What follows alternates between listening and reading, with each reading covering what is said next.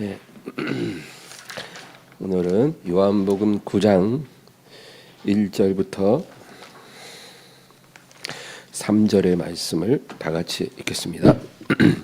예수께서 길을 가실 때 날 때부터 맹인된 사람을 보신지라.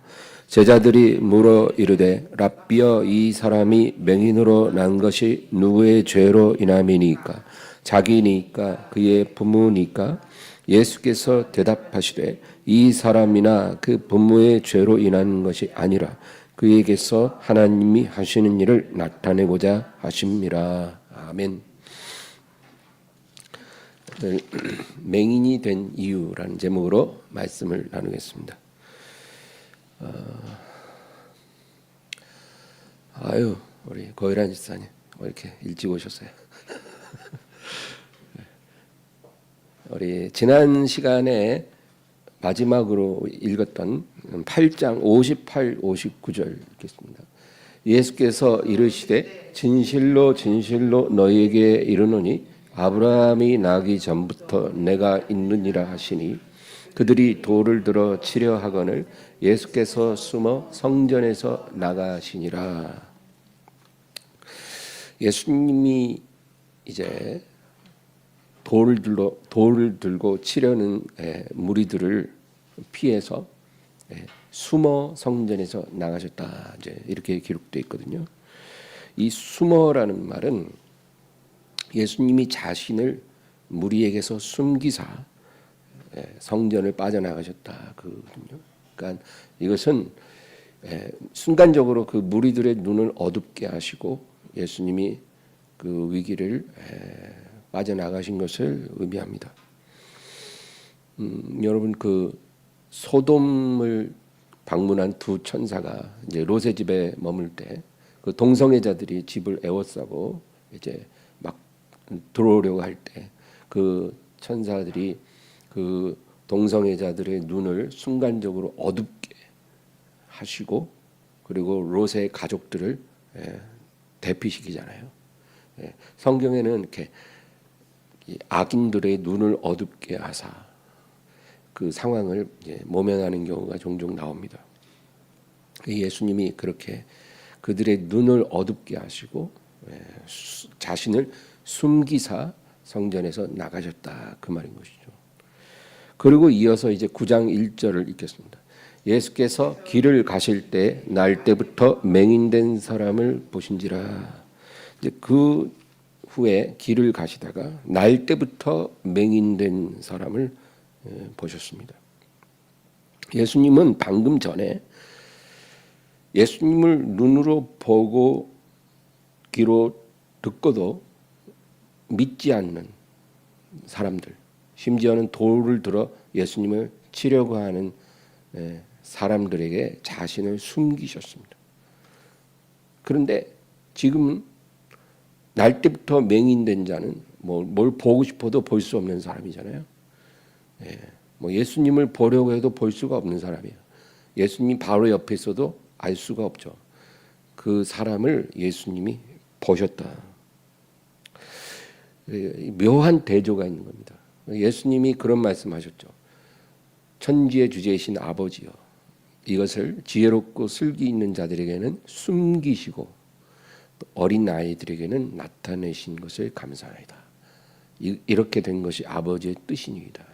그 말씀과 연결될 수 있는 거예요. 우리 하나님께서는요, 어떤 사람들에게는 숨기시고 어떤 사람들에게는 나타내십니다. 우리가 이것을 주의 깊게 봐야 되는 것입니다. 예수님이 설교하실 때 항상 비유로 설교를 하셨어요. 비유를 너무 많이 쓰니까 제자들이 질문합니다. 아, 주님, 근데 왜 그렇게 비유로 설교를 많이 하십니까? 비유로 말씀하시니까 때로는 알기 쉽고 이해하기가 쉽기도 하지만 또 때로는 이게 뭔 말인지 우리가 이해를 못하겠습니다. 무슨 진리의 말씀 같은데 그게 무슨 의미인지 우리가 그 비유를 잘 이해를 못하겠습니다. 그렇게 왜 예수님이 비유로 설교를 하시는지 물어봤어요. 마태복음 13장 10절 11절. 제자들이 예수께 나와 이르되 어찌하여 그들에게 비유로 말씀하시나이까? 대답하여 이르시되 천국의 비밀을 아는 것이 너희에게는 허락되었으나 그들에게는 아니 되었나니. 비유로 설교하시는 이유를 예수님 뭐라고 말씀하시냐면 천국의 비밀을 아는 것이 너희에게는 허락되었지만 그들에게는 아니 되었다는 겁니다. 그러니까 하나님의 진리를 어떤 사람에게는 나타내도록 허락되고 어떤 사람에게는 숨겨지도록 되어 있다는 것입니다. 그래서 이 비유라는 필터링이에요. 필터링. 그 필터를 통해서 그것을 갈라내는 것입니다. 천국의 비밀을 알도록 허락된 사람은 이 비유를 통해서 오히려 천국의 비밀을 더 잘 이해하게 해주시고, 그리고 천국의 비밀을 알도록 허락되지 않은 사람들에게는 이 비유라는 필터를 통해서 그 비밀이 감춰지도록 하신 거예요. 그러니까 들어도 깨달을 수 없는 거예요. 12절에서 15절 또 쭉 읽겠습니다. 무릇 있는 자는 받아 넉넉하게 되되 없는 자는 그 있는 것도 빼앗기리라.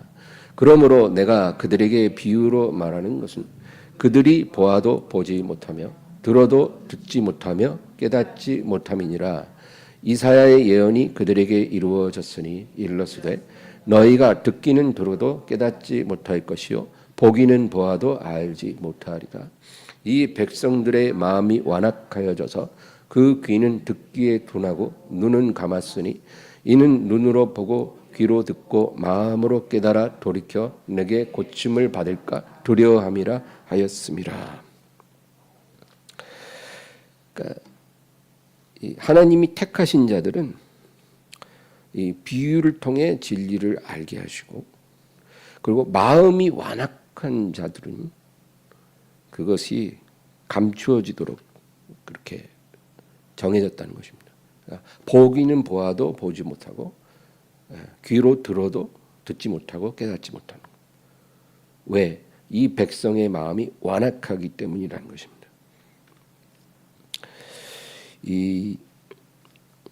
여러분, 우리가 이제까지 요한복음을 통해서 많은 사람들이 개인적으로 주님을 만난 이야기를 우리가 살펴봤어요. 예를 들면 요한복음 3장에 보면 이 니고데모라는 사람이 밤중에 주님을 찾아오죠. 근데 이 니고데모는요, 유대인의 최고 의결기관인 산헤드린의 회원입니다. 그러니까 오늘날 우리나라의 국회와 같은 거예요. 그래서 우리나라의 국회는 국회의원이 299명인가요? 그렇죠. 네. 산헤드린의 회원은 70명입니다. 그러니까 그 회원이라는 거는 이스라엘 나라에서 굉장히 이제 존귀한 사람이죠. 그 70명의 산헤드린 회원 중에 오직 니고데모만이 밤중에 예수님을 찾아와서 천국의 비밀을 듣게 되고 결국 예수님을 믿게 된 것입니다. 70명 중에 한 사람입니다. 그리고 요한복음 4장에는 사마리아 수가성에 있는 한 여자 이야기죠. 그 여자가 우물가에 물길로 나올 때, 여자들이 물길로 나오는 시간이 아니라 한낮에 아무도 없을 때 그곳에 왔더니 그곳에 누가 있어요? 예수님이 앉아 계시죠. 예수님은 그 여자가 나올 거를 알고 그 자리에서 여자를 기다리신 거예요. 그리고 이 여자와 대화를 나누십니다. 그래서 이 여자가 예수님을 만나 구원을 받습니다. 그 다음에 요한복음 5장에는 베데스다 목가에 그 많은 병자들이 있었지만 오직 38년 된 그 병자에게 예수님이 다가가셔서 그를 고쳐주십니다. 이 사람은 그 병자들 중에서 제일 병이 오래된 사람이고 가족에게도 버림받아서 이제 그 사람을 옮겨줄 수 있는 사람조차 없는, 그러니까 거기 누워 있어봐야 아무 소용이 없는 그런 절망적인 사람이었어요. 그런데 예수님이 그 사람을 찾아가신 것입니다. 근데 여기서 우리가 뭘 봐야 되냐면 어떤 사람은 자기 발로 밤중에 예수님을 찾아와서 예수님을 만나죠. 또 어떤 사람은 그가 움직이는 그 동선에 예수님이 먼저 기다리고 계십니다. 그래서 우연처럼 보이지만 섭리로 그 사람을 만나주시죠. 또 어떤 사람은 예수님이 직접 그 앞에 찾아가셔요. 왜? 이 사람은 누워서 꼼짝도 못하는 사람이기 때문에 예수님이 그 앞에 찾아가셔서 만날 수밖에 없는 사람. 또 요한복음 8장에 누가 나와요? 간음하다가 잡혀온 여자. 이 여자는 사람들에게 끌려와서 예수님 앞에 던져진 사람. 그러니까 요한복음에 개인적으로 주님을 만나 구원받은 사람들 다 여러 모양으로, 어떤 사람은 자기 발로 찾아오고, 어떤 사람은 자기가 늘 가는 곳에 갔더니 예수님이 기다리고 있고, 어떤 사람은 예수님이 직접 자기 앞에 다가오시고, 어떤 사람은 사람들에게 붙잡혀서 예수님 앞에 내동댕이 쳐지고, 이렇게 여러 모양으로 예수님을 만나죠. 그런데 분명한 것은 이들에게 공통점이 무엇이냐? 그들에게는 깊은 절망이 있었다는 것입니다. 이게 이 사람들의 공통점이에요. 사회적으로 존경받고 도덕적으로 훌륭한 그런 사람들이 아니에요. 물론 니고데모 같은 사람도 있지만 이 니고데모 같이 모든 걸 가졌는데도 밤중에 찾아왔다는 것은 성경에는 나와 있지 않지만 이 사람 안에 어떤 깊은 절망이 있었기 때문입니다. 그런 게 없이 그 밤에 예수님을 찾아올 아무 이유가 없죠. 그게 소문이 퍼지면 니고데모는 모든 걸 잃어버릴 수도 있는 사람이에요. 그런 위험을 무릅쓰고 예수님을 찾아온다는 건 그에게도 무슨 절망이 있는 거예요. 그러니까 그런 위험을 무릅쓰는 거죠. 소문 안 나겠습니까? 국회의원이 예수님 밤에 찾아왔고 다 많이 그 자리에 증인들이 있는데 소문 다 나죠. 그럼에도 찾아왔다는 건 그에게도 절망이 있는 거예요. 그러니까 이 모든 사람들에게는 깊은 절망이 있었다는 것. 그리고 자기가 죄인인 것을 이들은 알고 있었다는 것. 내가 죄인이라는 것을 부인하지 않는 거예요. 그리고 예수님이 그에게 손을 내미셨을 때 그 예수님의 손을 붙잡을 수밖에 없었던 사람들이에요. 이것이 이 사람들의 공통점입니다. 하나님이 사람을 보시는 기준은 세상이 사람을 보는 기준과는 다릅니다. 세상은요, 어떤 사람을 좋아할까요? 이 세상은 모든 걸 가진 사람을 원합니다. 도덕적으로도 다른 사람보다 훌륭해 보이고, 능력도 출중하고, 외모도 아름답고, 성격도 아주 대인 친화적이고 이타적이고 인간관계가 원만한 그런 사람을 이 세상은 좋아합니다. 모든 걸 다 가진 사람이죠. 그런 사람이 세상에서 환영을 받고 사람들이 좋아하는 것입니다. 그래서 우리도 내 개인의 경쟁력을 더 높이기 위해서 노력하지 않습니까? 더 능력을 기르기 위해서 학원도 다니고 자격증도 따고 스펙을 강화하고 또 외모를 아름답게 하기 위해서 피부 관리도 하고 성형외과도 가고 더 좋은 옷도 입고 내 사람들에게 나의 평판을 좋게 하기 위해서 노력하고 그러지 않습니까? 그런데 예수님이 찾으시고 만나주신 사람들은 이런 조건을 하나도 가지고 있지 않은 사람들입니다. 오히려 다른 사람보다 더 많은 절망을 갖고 살고 더 많은 고통이 있고 더 깊은 죄책감 속에 힘들어하는 사람들입니다.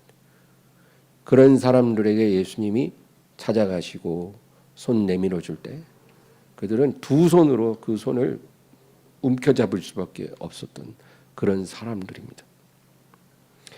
여러분, 가늠하다가 잡혀온 여자를 보세요.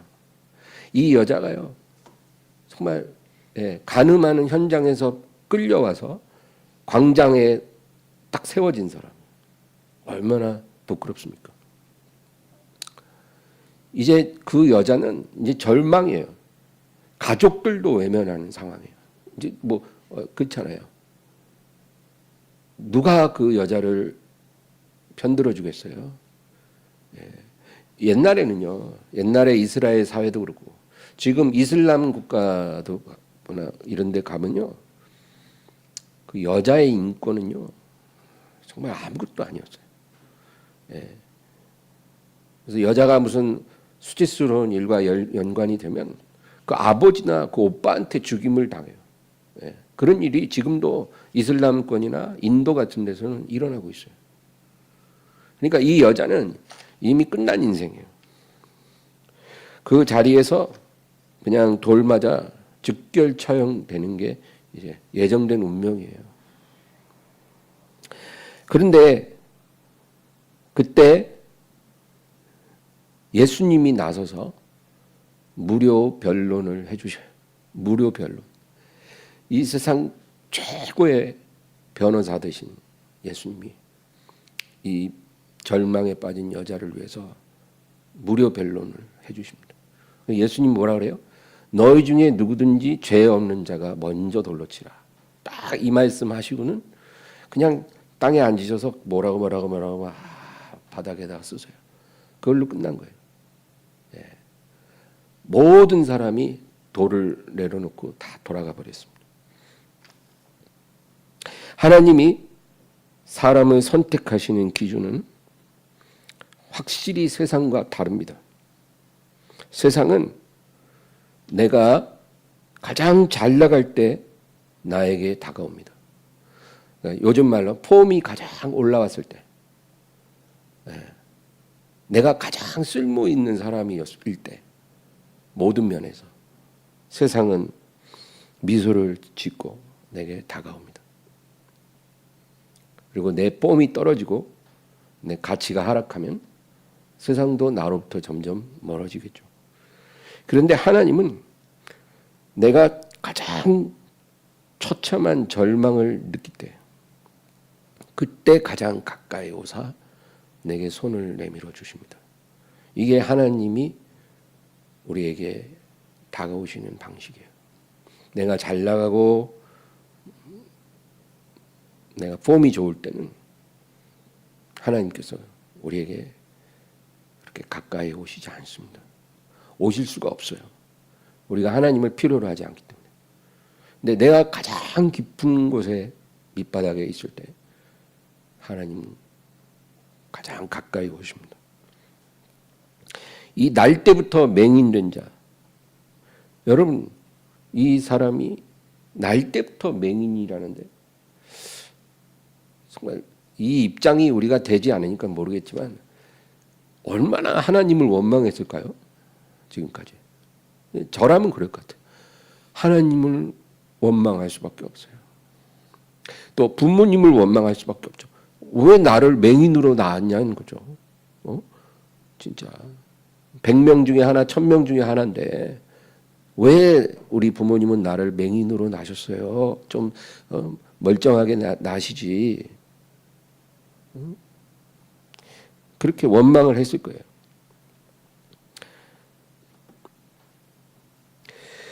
그리고 이 사람은 빛을 보고 싶어도 빛을 볼 수가 없는 사람입니다. 눈이 멀었기 때문이죠. 그런데 빛을 보고 싶어도 빛을 못 보는데 빛이신 예수님이 이 사람을 보셨어요. 이게 하나님이 사람을 보시는 중요한 조건입니다. 눈이 있어도 예수님을 보지 못하는 사람들에게는 예수님을 감추시고 보고 싶어도 볼 수 없는 그 사람들에게 다가가셔서 예수님을 보게 해주십니다. 그래서 이 사람을 예수님이 먼저 보십니다. 여러분, 내가 주님을 못 봐도 괜찮아요. 주님이 나를 먼저 봐주십니다. 우리가 정말 주님을 보고 싶다면 염려하지 마세요. 주님이 나를 먼저 봐주실 것입니다. 이제 본문 2절을 보겠습니다. 제자들이 물어 이르되 랍비여, 이 사람이 맹인으로 난 것이 누구의 죄로 인함이니까? 자기니까 그의 부모니까? 이제 예수님이 날 때부터 맹인된 사람을 이렇게 보시니까 제자들이 예수님께 질문을 하는 거예요. 주여, 이 사람이 맹인으로 난 것이 누구의 죄 때문입니까? 본인의 죄입니까? 부모의 죄입니까? 그렇게 묻는 거예요. 그러니까 아무 이유 없이 이런 불행이 이 사람에게 임할 리가 없을 것이고 분명히 인과관계가 있을 것인데 누구의 죄 때문에 이렇게 됐습니까? 제자들의 질문은 상당히 합당합니다. 왜냐하면 성경도 모든 병의 근원은 죄라고 분명히 우리에게 말씀을 하십니다. 어떤 병이든지 인류에게 생겨난 모든 질병, 또 노화, 여러 가지 나쁜 것들, 이런 것들은 죄 때문이라고 말씀합니다. 그래서 우리가 천국에 가면 죄가 없잖아요. 죄가 없기 때문에 거긴 병도 없고 늙지도 않고 여러 가지 불행도 없고 죽지도 않습니다. 맹인도 귀머거리도 벙어리도 걷지 못하는 자도 천국에는 없습니다. 왜? 죄가 없기 때문이죠. 출애굽기 15장 26절 보겠습니다. 이르시되 너희가 너희 하나님 나 여호와의 말을 들어 순종하고 내가 보기에 의를 행하며 내 계명에 귀를 기울이며 내 모든 규례를 지키면 내가 애굽 사람에게 내린 모든 질병 중 하나도 너희에게 내리지 아니하리니 나는 너희를 치료하는 여호와임이라. 하나님이 이스라엘 백성에게 만일 너희가 내 말을 듣고 순종하면 내가 너희에게 애굽 사람에게 내린 어떤 병도 내리지 않을 것이다. 그리고 나는 너희에게 임한 어떤 병도 치료할 것이다. 그렇게 약속하십니다. 그러니까 죄로 인해 병이 오는데 너희가 나를 순종하면 그 병이 너희에게 내리지 않을 것이다. 내가 너희를 고칠 것이다. 그렇게 약속하십니다. 또 38년 된 그 병자를 주님이 고치신 후에 그에게 이런 말씀하십니다. 요한복음 5장 14절. 그 후에 예수께서 성전에서 그 사람을 만나 이르시되 보라 내가 나았으니 더 심한 것이 생기지 않게 다시는 죄를 범하지 말라 하시니. 그러니까 이 38년 된 병자가 왜 병들었냐면 그의 죄 때문입니다. 그런데 이제 내가 너를 긍휼히 여겨 병을 낫게 했으니까 더 심한 것이 생기지 않게 다시는 죄를 범하지 말라. 네가 만일 앞으로 변화받지 않고 이전의 죄로 다시 돌아가면 더 심한 병이 너에게 생길 수 있다. 생길 것이다. 그렇게 경고하신 거죠. 그러므로 성경은 분명하게 모든 병은 죄로부터 근원한다는 것을 말해주고 있습니다. 그런데 사람의 병이 죄로부터 발생한다고 해서 우리가 조심해야 될 게 있어요. 어떤 사람이 병이 들어요. 또 그 사람이 어떤 불행한 일을 당해요. 그럴 때 우리는 그 사람이 분명 어떤 죄를 범했기 때문에 저렇게 병이 들었거나 어떤 불행한 일이 생겼다라고 단정하지 말아야 된다는 것입니다. 그걸 우리가 조심해야 됩니다. 3절 본문 보겠습니다. 예수께서 대답하시되 이 사람이나 그 부모의 죄로 인한 것이 아니라 그에게서 하나님이 하시는 일을 나타내고자 하심이라. 예수님 뭐라고 대답하세요? 이 사람이나 그 부모의 죄 때문에 이 사람이 맹인으로 태어난 것이 아니라는 것입니다. 그럼 뭐냐? 그에게서 하나님이 하시는 일을 나타내려고 하나님이 그렇게 행하신 거란 거예요. 이 말은 이 사람이나 그 부모가 하나님 앞에 죄인이 아니라는 말이 아닙니다. 누구나 하나님 앞에서는 죄인이에요. 어떤 사람도 하나님 앞에서 자기가 죄인이 아닐 수가 없어요.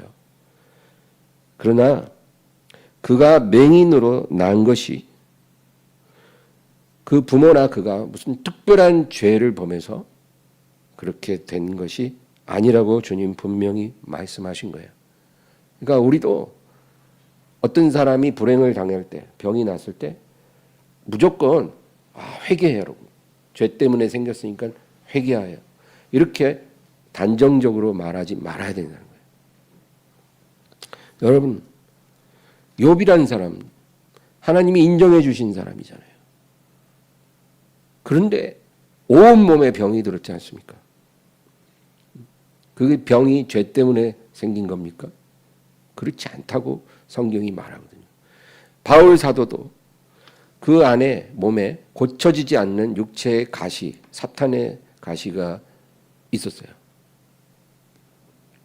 너무나 그것으로 고통을 당했습니다. 일평생 그 육체의 가시가 빠지지 않았어요. 바울 사도에게. 이런 것들이 그들이 하나님을 거역해서 생긴 것도 아니고 남들보다 죄가 많아서도 아니고 부모의 죄 때문도 아니죠. 성경은 어떤 병이 들거나 어떤 핸디캡이 있을 때 그것이 죄 때문에 오지 않은 경우도 있다고 분명히 우리에게 말해줍니다. 예수님이 특별히 사랑하셨던 베다니의 삼남매 나사로, 마리아, 마르다 이 삼남매 있잖아요. 예수님이 특히 사랑하셨어요. 그중에 나사로가 병이 들었습니다. 그 병 들었다는 소식이 들리자 말씀하십니다. 요한복음 11장 3절 4절. 이에 그 누이들이 예수께 사람을 보내어 이르되 주여 보시옵소서 사랑하시는 자가 병들었나이다 하니 예수께서 들으시고 이르시되 이 병은 죽을 병이 아니라 하나님의 영광을 위하며 하나님의 아들이 이로 말미암아 영광을 받게 하려 함이라 하시라. 주여 사랑하시는 자가 병들었습니다. 예수님이 사랑하셔도 병들 수 있다는 거예요. 그러니까 예수님 뭐라 그래요? 이 병은 죽을 병이 아니라 하나님의 영광을 위한 것이다. 나사로가 죄를 지어서 병든 게 아니라는 거죠. 죄 안 져도 하나님 사랑받고 있어도 병이 들어올 수 있어요.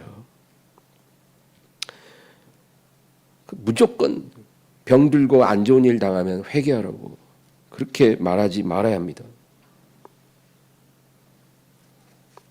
그런데 또 죄 때문에 병이 들어오기도 해요. 예를 들면 다윗이 밧세바와 간음해서 밧세바가 임신하잖아요. 그 불륜 관계로 이제 임신을 했는데 그 밧세바가 낳은 아들이 어떻게 됩니까? 병들어서 죽습니다. 여기에 대해서 하나님이 나단 선지자를 통해서 분명하게 말해요. 당신이 범한 죄로 인하여 이 아이가 죽을 것이다. 그러니까 그 아이에게 들은 병은 다윗의 죄로 인한 그 부모의 죄로 인한 병이 온 거고 그 아이는 죽습니다. 그러니까 성경에는 이런 경우도 분명히 있다고 우리에게 말씀하죠. 야고보서 5장 14절 15절. 너희 중에 병든 자가 있느냐? 그는 교회의 장로들을 청할 것이요 그들은 주의 이름으로 기름을 바르며 그를 위하여 기도할지니라. 믿음의 기도는 병든 자를 구원하리니 주께서 그를 일으키시리라. 혹시 죄를 범하였을지라도 사하심을 받으리라. 여기서 우리가 주의 깊게 볼 게 혹시 15절에 혹시 죄를 범하였을지라도 사하심을 받으리라. 이 말은 뭐예요? 모든 병의 근원이 죄 때문이 아니라는 거예요. 죄 때문이 아니라 다른 이유로도 병이 생길 수 있는데 혹시 죄 때문에 병이 생겼을지라도 하나님께서 사심을 주실 것이다. 그렇게 말씀하는 거예요. 그러니까 어떤 사람이 어떤 병이 들거나 어떤 불행한 일이 생길 때 이것이 왜 왔는지 그것을 잘 분별해야 되잖아요. 근데 그거는 본인이 기도하면서 분별하는 게 제일 좋습니다. 이게 내 죄 때문에 온 건지 아니면 그런 것이 아니라 나에게서 하나님이 행하시는 일을 나타내려고 주신 것인지 본인이 분별하고 깨달은 게 제일 좋아요. 누가 옆에서 뭐 회개해 이렇게 말하거나 다른 무슨 어떤 말을 하는 건 그렇게 좋은 방법이 아닙니다. 본인이 깨닫는 것이 좋습니다. 그 다음 절 16절. 그러므로 너희 죄를 서로 고백하며 병이 낫기를 위하여 서로 기도하라. 의인의 간구는 역사하는 힘이 큼이니라. 그러니까 너희가 너희 죄를 서로 고백하며 병 낫기를 기도하라. 그러니까 만일 너희 병이 죄 때문에 생겼다라고 깨달아지거든 그 죄를 교회 장로, 여기서 장로라는 것은 교회 목회자를 말합니다. 목회자에게 얘기하고 그렇게 공개적으로 고백하며 병 낫기를 기도하라는 겁니다. 의인의 간구는 역사 하나님이 크다. 여기서 의인은 어떤 의인입니까? 죄 짓지 않은 그런 의인을 말하는 게 아닙니다. 자기 죄를 깨닫고 하나님 앞에 겸손하게 정직하게 회개해서 용서받은 의인을 말하는 거예요. 죄가 있는데 죄를 감추고 고백하지 않으면 그 병이 계속 가잖아요. 근데 이게 죄 때문에 왔다 그러면 그거를 고백하고 회개해서 용서받으면 하나님이 의인이라 그러잖아요. 그 의인이 간구할 때 역사하는 힘이 크다. 회개하고 용서받은 사람이 병 낫기를 구하면 하나님이 빨리 고쳐주신다. 그 얘기입니다. 우리가 어떤 병든 사람이나 불행당한 사람을 볼 때 저 사람은 죄 때문에 저런 일이 생겼을 거야. 이렇게 그러면서 그 사람에게 무조건 회개하라고 막 이렇게 다그치게 되면 그건 뭐냐면은 지금 병도 없고 건강하고 내 삶에 어떤 불행도 없는 나는 너보다 훨씬 의롭다 그 얘기예요. 그러니까 얼마나 어리석습니까? 우리가 병든 사람을 함부로 죄 때문이라고 판단하면 병 없는 나는 너보다 의롭다 그 얘기예요. 그러니까 이건 하나님 앞에 굉장히 어리석은 거거든요. 교만한 거거든요. 우린 그런 어리석은 자가 되지 말아야 합니다. 예수님이 실로암 망대 이야기 하셨잖아요. 실로암 망대가 무너져 거기서 깔려 죽은 18명이 너희들보다 죄가 많아서 그리 된 줄 아느냐? 아니라 너희도 회개하지 않으면 그와 같이 망하리라. 그러니까 여러분 어떤 사람이 불행을 당하고 나는 안 당했다고 해서 내가 그 사람보다 의로워서 불행을 안 당하고 저 사람은 나보다 불의해서 불행 당했다. 이렇게 판단하는 것처럼 어리석은 게 없어요. 아주 교만한 생각입니다. 그래서 어떤 사람이 우리 눈앞에서 명백한 죄를 지을 수 있잖아요. 그렇죠? 불륜 관계를 갖는다든지 교회에서 어떤 사람이 또는 물질적으로 남의 돈을 사기를 쳤다든지 뭔가 우리가 봐도 명백한 죄를 범할 때는 여러분 모른 척하면 안 돼요. 그 사람에게 가서 권면하고 책망해야 합니다. 너 그렇게 하면 안 돼. 너 그렇게 살면 안 돼. 우리가 말해줘야 돼요. 근데 만약에 듣지 않으면 두세 사람을 함께 가서 이야기하고 그래도 듣지 않으면 이제 목회자에게 말해서 이 교회의 이름으로 이제 최후 통첩을 하는 거죠. 그때 회개하면 괜찮아요. 회개하면은 우리가 함께 그 어려움을 이겨나가야죠. 그러나 그래도 듣지 않으면 징계하고 출교하고 그런 강한 그 극약 처방을 내릴 수밖에 없어요. 그런데 그런 경우가 아니라 어떤 사람이 교회 안에 어떤 형제가 병이 났어요. 또 안 좋은 일이 생겼어요. 무슨 사고가 당했든지 어떤 무슨 안 좋은 일이 생겼어요. 그럴 때 우리가 무조건 무슨 죄를 지었나 보다 그러면서 그 사람에 가갖고 한다는 소리가 회개해, 회개. 죄 지었으니까 이런 일이 생겼지, 회개해. 이렇게 말하지 말라는 거예요.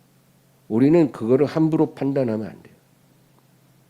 왜냐하면 그 원인이 죄 때문일 수도 있고 하나님이 하시는 일을 나타내기 위함일 수도 있기 때문에. 그러니까 우리는 그럴 때는 차라리 위로자가 돼야 됩니다. 위로해주고 그 사람이 그 일의 원인을 스스로 깨달을 수 있도록 기도해 줘야 됩니다. 우리 본문 3절 다시 보겠습니다. 예수께서 대답하시되 이 사람이나 그 부모의 죄로 인한 것이 아니라 그에게서 하나님이 하시는 일을 나타내고자 하심이라. 하나님이 하시는 일을 그에게 나타내고자 한다는 것은 그를 통해 하나님의 영광을 드러내고자 함이라는 것입니다. 여러분, 하나님이 우리의 성공을 통해서만 영광 받으시고 그 성공한 사람을 통해서 일하실 수 있을 것이다. 이렇게 우리가 생각하기가 쉽죠. 그러나 그거는 절대로 성경적인 생각이 아닙니다. 성공한 사람을 통해서만 영광 받으시고 일하실 수 있다. 그렇게 생각하지 마십시오. 너무나 많은 그리스도인들이 내가 세상에서 실패하거나 가난해지면 하나님께 영광이 아니다. 내가 병들면 나를 통해 하나님이 영광 받으실 수 없다라고 단정합니다. 그래서 가난하거나 병든 사람을 교회 안에서도 알게 모르게 죄인 취급을 합니다. 내가 가난해지거나 병들면 하나님께 누가 되고 그러니까 아예 보이지 않는 곳에 내가 숨어 있어야 되겠다.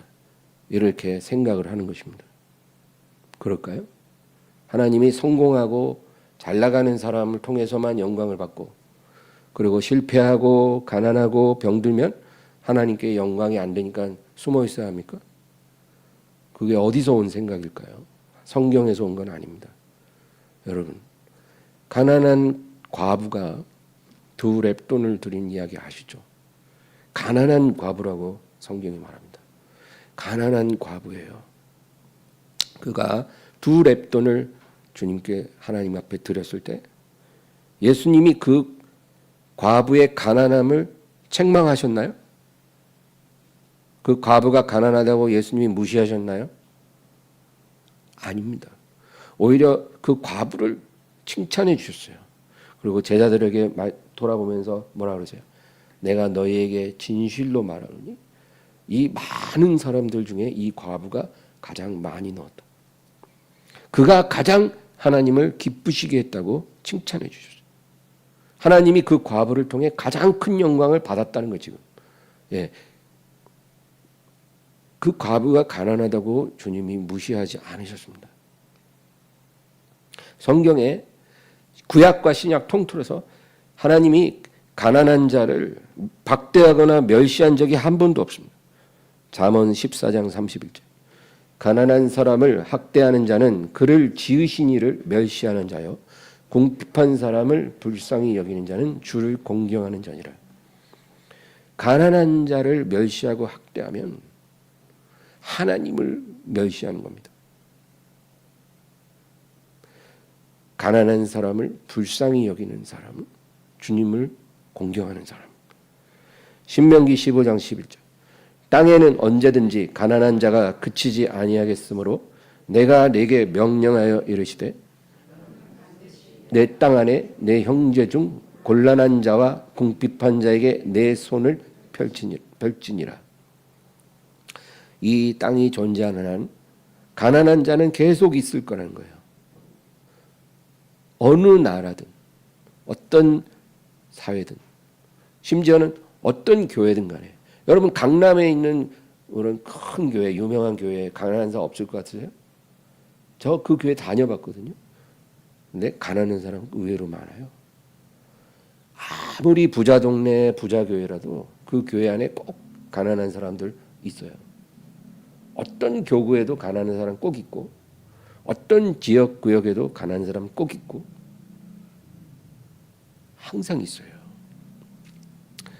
그래서 하나님이 우리에게 뭐라고 말씀하시냐면 너는 반드시 네 땅 안에, 그러니까 저 멀리 아프리카의 가난한 사람을 생각하고 그런 게 아니에요. 네 땅 안에, 네 눈앞에 네가 볼 수 있는 네 반경 안에 네 형제 중 곤란한 자와 궁핍한 자에게 내 손을 펼치니라. 이게 하나님을 경외하는 사람입니다. 가난한 사람을 멸시하는 건 하나님께 죄를 짓는 것이고, 가난한 자가 네 지경에 있거든 각별히 관심을 갖고 돌보라고 우리에게 명하셨습니다. 가난한 것이 하나님 영광을 가리고 부끄러운 것이 아닙니다. 가난한 것이 부끄러운 게 아니라 게으른 것이 부끄러운 거예요. 가난한 것과 게으른 것은 다릅니다. 열심히 폐지를 젓고 청소하면서도 부지런하게 사는 사람은 절대로 부끄러운 게 아니에요. 그러나 건강한 몸 가지고도 일하지 않고 노는 사람들 있잖아요. 그게 부끄러운 겁니다.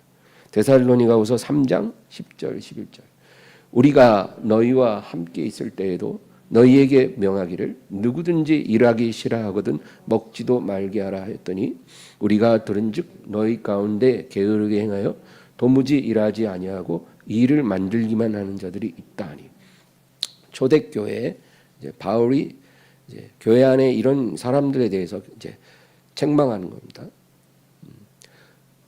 일하지 않는 사람들이 있는 거예요. 일을 할 수 있는데 일하지 않고 게으른 사람들은 교회 안에 애찬에 참여하지도 못하게 하라.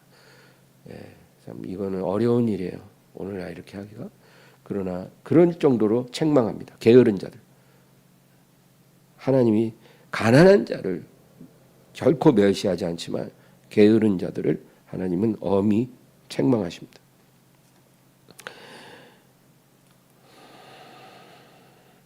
하나님이 우리의 성공과 유능함을 통해 특별히 영광 받으시지도 않거니와 그런 사람만을 통해서 하나님이 일하시지도 않습니다. 우리 그런 생각을 버려야 돼요. 어디서 그런 잘못된 비성경적인 사고방식이 교회 안에 만연한지 몰라요. 내가 성공해야 하나님께 영광이고 성공 못하면 영광이 아니고, 내가 건강해야 하나님께 영광이고 병들면 영광이 안 되고, 내가 가난하면 하나님 앞에 부끄럽고, 이런 마인드가 성경적이지 않은 거예요. 오히려 부자인데 남한테 사기치고 정직하지 않은 방법으로 돈을 모으거나, 이것이야말로 하나님께 진정 부끄러운 일입니다. 정직하게 땀 흘려서 가난하게 사는 건 부끄러운 게 아닙니다. 이제 성경에 성공한 사람을 통해 하나님이 일하시고 영광 받으신 경우도 있어요. 몇 가지 케이스가 있죠. 예를 들면 요셉 케이스가 있죠. 또 모르드게와 에스더 케이스가 있고 다니엘 케이스가 있어요. 세상에서 성공하고 유능한 사람들인데 하나님께 신실한 사람들이에요. 근데 그거는 그 사람들을 성공시켜서 하나님이 하시는 일을 그들을 통해 나타내려고 그렇게 하신 거예요. 그러기도 하죠. 그러나 대부분의 경우는 그렇지가 않습니다. 오히려 하나님은 우리의 가난과 실패를 통해 더 많은 일을 이루어 가십니다. 여러분 베드로를 보세요. 베드로가 예수님의 수제자잖아요.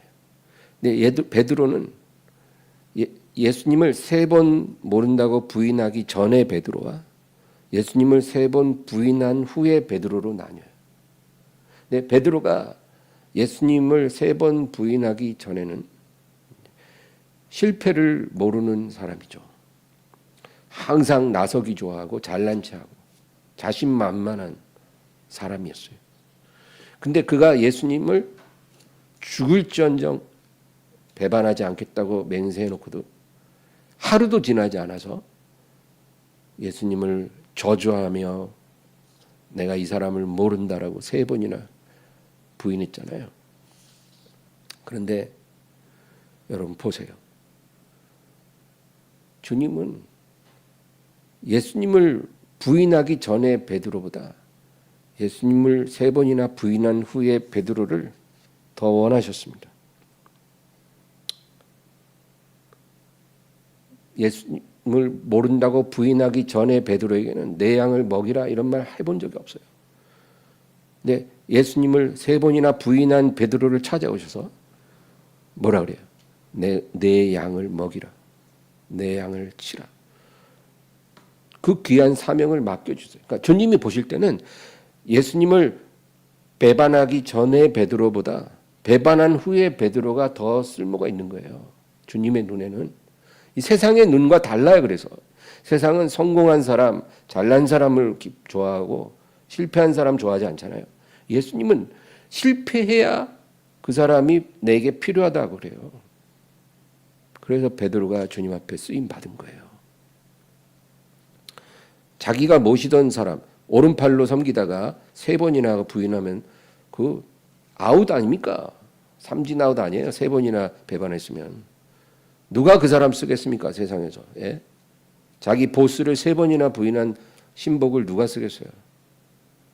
예수님은 그런 베드로를 더 원하셨어요. 그게 하나님의 시각입니다.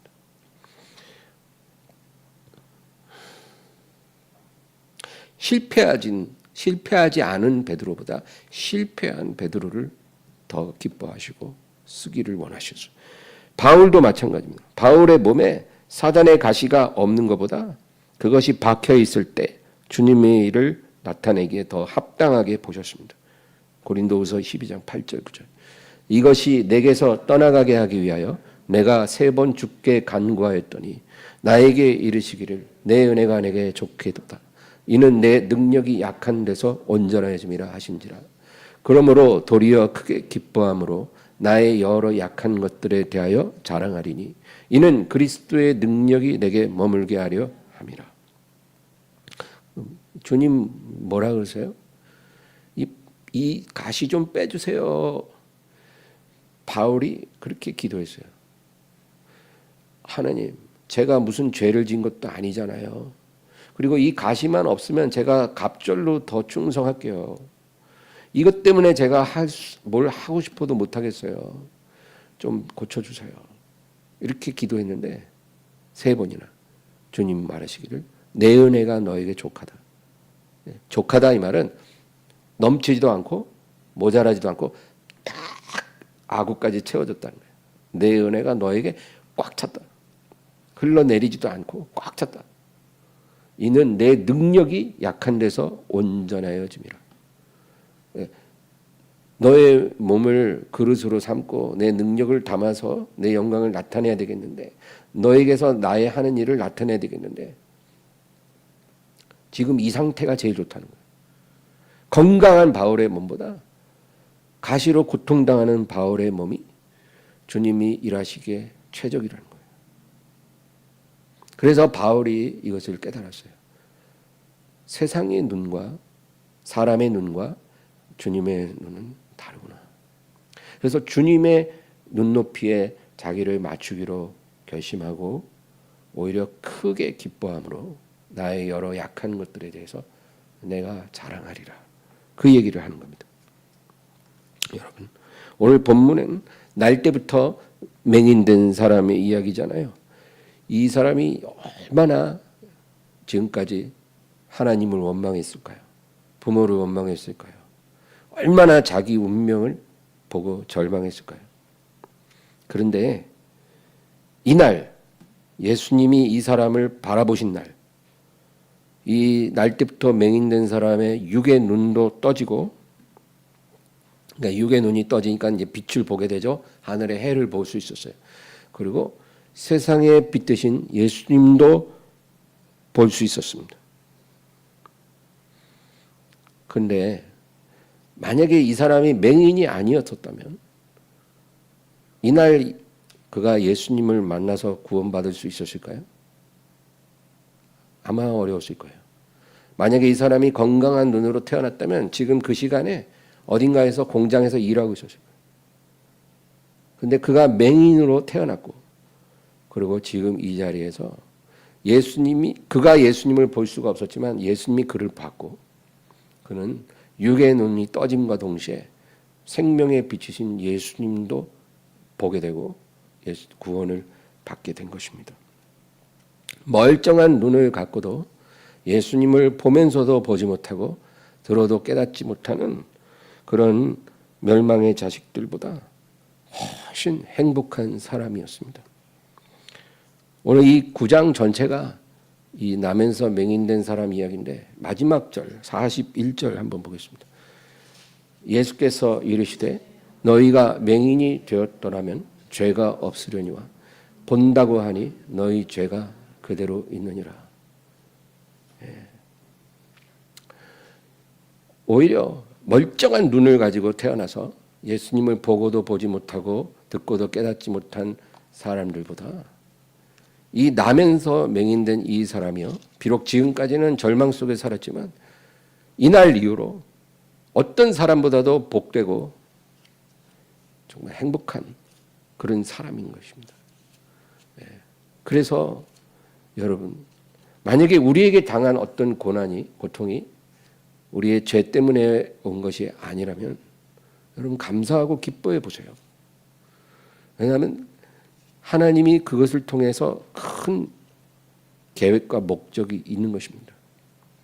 그러니까 내 마음이, 내 양심이 책망할 것이 없고 정말 내가 왜 이런 고통을 당하는지 알 수 없다면 하나님께 감사하고 찬양하시고, 하나님 왜 이런 고통을 내게 주셨는지 나는 모르나 내가 아는 것은 이것을 통해 하나님이 하시는 일을 나타내려 하심인 줄 믿습니다. 주여 그 일을 이루어 주시옵소서. 우리가 이렇게 기도하면서 하나님을 감사하시기를 주의 이름으로 축원합니다. 하나님 아버지, 오늘도 주님께 감사드립니다. 주님, 우리에게 은혜를 더하여 주시옵소서. 하나님의 사랑으로 충만하게 도와주시고 하나님의 진리를 깨달을 수 있도록 인도해 주시옵소서. 아버지 하나님, 세상에 많은 사람들이 눈이 있어도 보지 못하고 귀가 있어도 듣지 못하며 우리 주님을 알지 못합니다. 그러나 우리에게 이렇게 보는 눈을 주시고 듣는 귀를 주시고 진리의 빛이 되신 예수님을 만나게 해주시니 너무나 감사합니다. 주여, 우리를 주의 진리의 말씀으로 인도해 주사